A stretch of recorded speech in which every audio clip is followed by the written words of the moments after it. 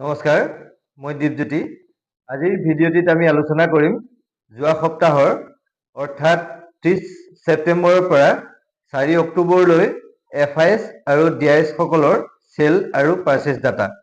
এই সপ্তাহত FIS সকলে অৰ্থাৎ ফৰেন ইনভেষ্টৰ সকলে কিমান টকাৰ ষ্টক পাৰ্চেজ কৰিছে বা চেল কৰিছে আৰু DIS সকলে অৰ্থাৎ ডমেষ্টিক ইনষ্টিটিউচনেল ইনভেষ্টৰ সকলে এই সপ্তাহত কিমান টকাৰ ষ্টক পাৰ্চেজ কৰিছে বা কিমান টকাৰ ষ্টক চেল কৰিছে তাকেই চাম আজি ভিডিঅ'টিৰ মাধ্যমত। চেনেলটিলৈ যদি আপুনি প্ৰথমবাৰৰ বাবে আহিছে তেতিয়াহ'লে ষ্টক মাৰ্কেট সম্পৰ্কীয় ইনফৰমেশ্যন পাই থাকিবৰ বাবে চেনেলটি ছাবস্ক্ৰাইব কৰি থ'ব। আহক এতিয়া আমি ভিডিঅ'টি আৰম্ভ কৰোঁ।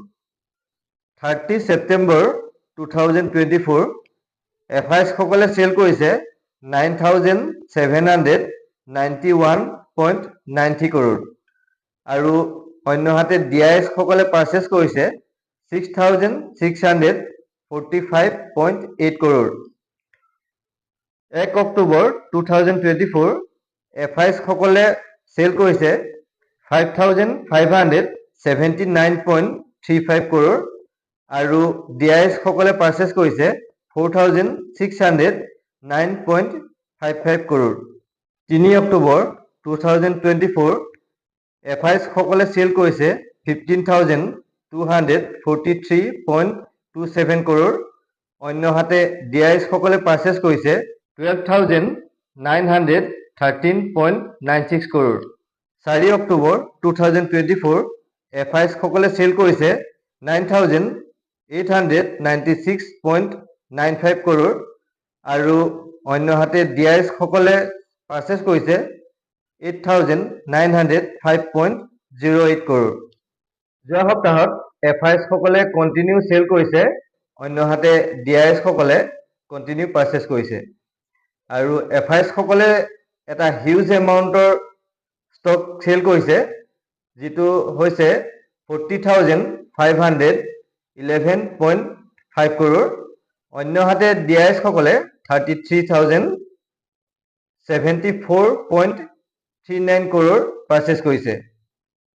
অৰ্থাৎ এই সপ্তাহত পাৰ্চেজ কৰাৰ তুলনাত চেল কৰাৰ সংখ্যা বেছি, 7,437.11 কৰোৰ বেছিকৈ চেল হৈছে। এই সপ্তাহত FIS সকলে এটা হিউজ পৰিমাণৰ ষ্টক চেল কৰাৰ ফলত মাৰ্কেট ফল আহিছিলে, অন্যহাতে DIS সকলে পাৰ্চেজ কৰি সেই মাৰ্কেট ফলটো কিছু হ'লেও কমাবলৈ সক্ষম হ'ল।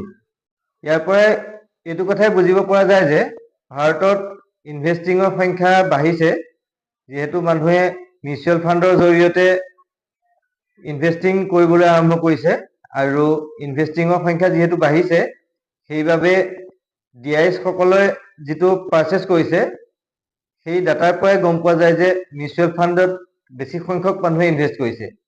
আৰু এইদৰে যদি সকলোৰে ভাৰতৰ বজাৰৰ ওপৰত বিশ্বাস থাকে আৰু ইনভেষ্টিং বঢ়াই গৈ থাকে, তেতিয়াহ'লে নিশ্চয় ভাৰতৰ বজাৰত ফৰেন ইনভেষ্টৰসকলে চেল কৰিও একো ক্ষতি কৰিব নোৱাৰে, যিহেতু মাৰ্কেট গ্ৰ'থ হোৱাৰ ফলত ষ্টক প্ৰাইচবিলাক বাঢ়িব আৰু তেওঁলোকে পুনৰ আকৌ বেছি দামত ষ্টকবিলাক কিনিবলগীয়া হ'ব।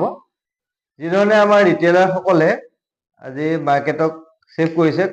এই সপ্তাহত কণ্টিনিউ 4 দিন মাৰ্কেট চলিছে আৰু 4 দিনে কণ্টিনিউ বাইং আহিছে আমাৰ DISৰ ফালৰ পৰা। তাৰ পৰা এইটোৱে বুজিব পৰা যায় যে ভাৰতৰ ইনভেষ্টৰসকলে ইনভেষ্টিঙৰ ওপৰত গুৰুত্ব দিছে আৰু যথেষ্ট সংখ্যক পইচা ভাৰতৰ শ্বেয়াৰ বজাৰত ইনভেষ্ট কৰিছে।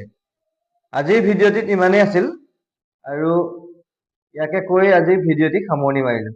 ধন্যবাদ।